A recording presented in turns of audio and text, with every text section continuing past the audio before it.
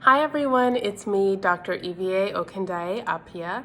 I am a board-certified internal medicine doctor. Really my goal is to educate people to make informed healthcare decisions, okay? Follow me on Twitter and Instagram at Dr. EVAO8. All right, let's jump right into it. This week, at the White House briefing, McEnany makes a comment that science should not stand in the way of schools reopening. Wow. Let me just say bottom line. Science is the way. Science is indeed the way. It does not stand in the way of. Okay, we just have to get that right. When she said that, she basically was making the comment that, we basically should focus on the goal, which is, yes, ideal. Ideally, we should get school children back in schools and operate under the same conditions.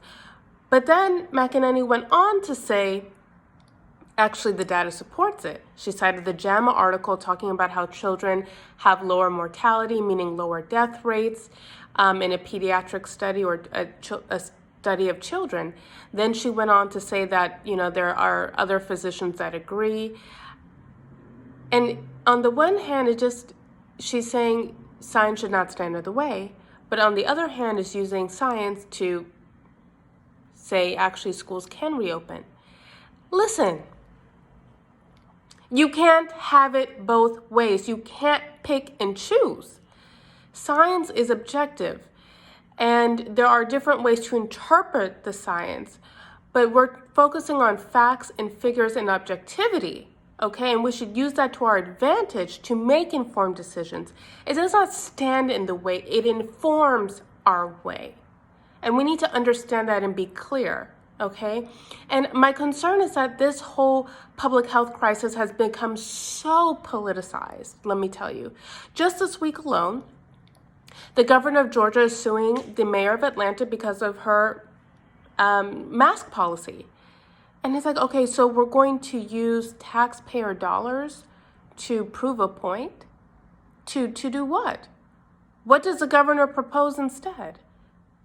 Give us policy. Let's debate policy. Let's not politicize this issue. Then another example is, Trump basically saying there should be federal funding, that in order to get federal funding, you need to be compliant and open up schools in a traditional format. Okay, but what is the alternative? You can't punish schools for following what the data is suggesting, that what we do know is that the coronavirus is novel. We don't have a lot of information on it. We're gaining more information over time, but we just don't know. We know that it's highly transmissible, okay? And people live in multi-generational households. We cannot guarantee the safety of these children, okay? So what do you propose? I want clarity from the administration, clarity. And don't punish our schools for creating their own policies. You create the policy, but have it be supported.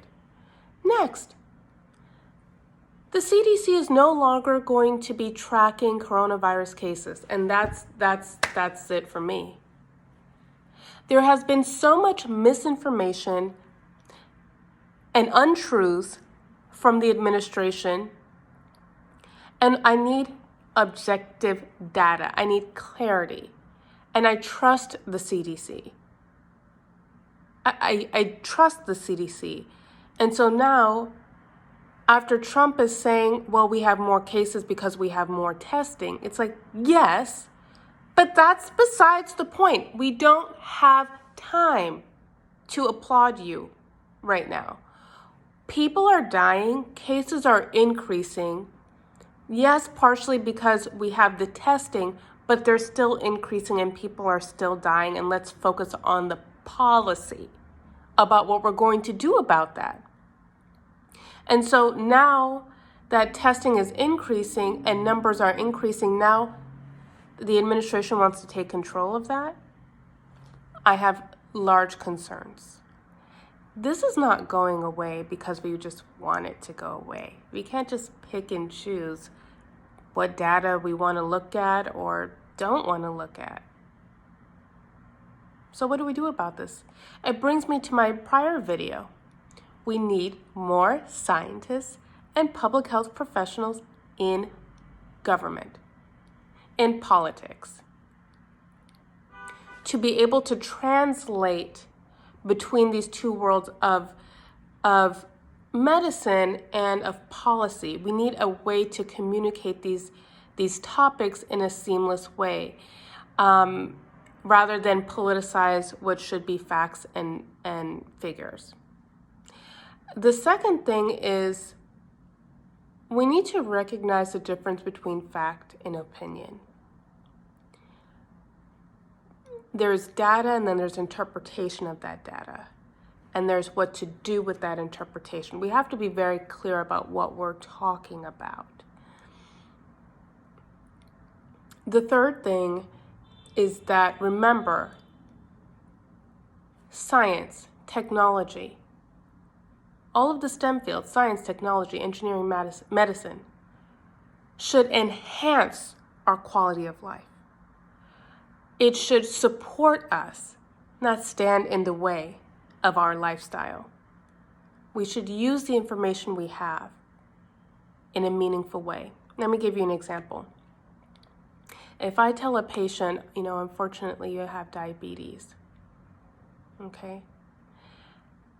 That patient might say, well, I'm not going to let whatever the doctor is telling me stand in the way of me drinking soda every day, right? No. We need to use that information to do better. We should be glad, we should be happy that we have access to that information. We should praise Dr. Fauci, not discredit him and say he makes all these mistakes. For someone who's been in the business, in the healthcare industry, in fighting infectious diseases for decades before I was born, we need to do better. We absolutely have to do better, and this is unacceptable. Tell me what you think. Follow me on Instagram, Twitter. Leave a comment on those platforms. Leave a comment on here on YouTube. I'll talk to you soon. Bye.